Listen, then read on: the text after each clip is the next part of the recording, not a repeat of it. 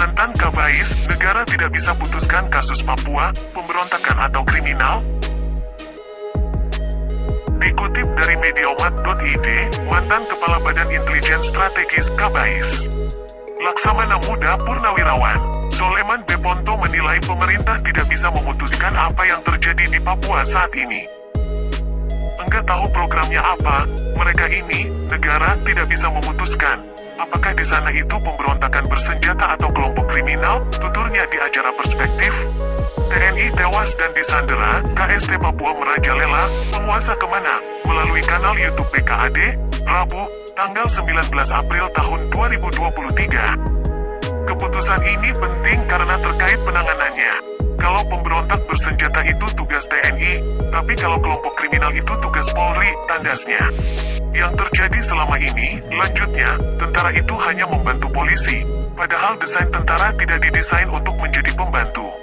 Tentara itu didesain untuk menjadi pelaksana operasi militer, bukan untuk membantu pelaksanaan penegakan hukum. Kalau TNI jadi pembantu penegakan hukum jadinya linglung.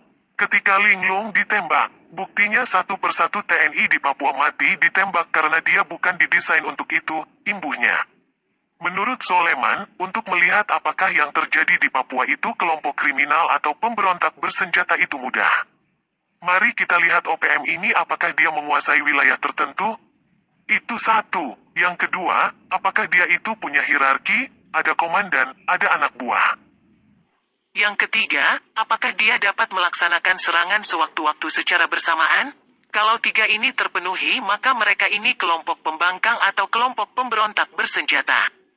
Lawannya itu TNI, terangnya. Kalau TNI berhadapan dengan kelompok pemberontak OPM, ucap Soleman, maka judulnya adalah konflik bersenjata internal, yang itu diatur dalam hukum humaniter. Ia menegaskan, jangan takut dituduh melanggar HAM kemudian OPM akan meminta bantuan ke luar negeri, karena judulnya konflik bersenjata internal. Papua sudah diberikan kesempatan untuk menentukan nasib sendiri di tahun 1963, maka lahirlah PEPERA, penentuan pendapat rakyat, yang hasilnya diperkuat dengan resolusi 2504. Jadi kalau sekarang yang terjadi ini, mereka ini pemberontak terhadap pemerintah yang sah, karena tiga syarat di atas terpenuhi, tegasnya. Secara kasat mata, sambungnya, orang umum melihat tiga syarat ini terpenuhi. Tapi kita tidak tahu bagaimana para pejabat melihat. Kalau sekarang tanya ke saya, saat ini saya melihat itu terpenuhi. Kalau terpenuhi maka operasi militer itu bisa dijalankan dan tidak lama-lama 6 bulan cukup, pungkasnya.